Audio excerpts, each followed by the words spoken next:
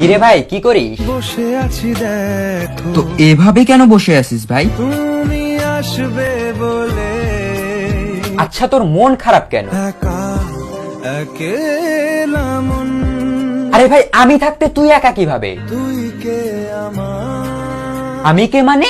আমাকে তুই ভুলে গেলি? না রে না ভাই তুই কি তোর লাইফে ভালোভাবে বাঁচতে চাস না? বেঁচে থেকে লাভ কি বল বেঁচে থেকে লাভ কি মানে?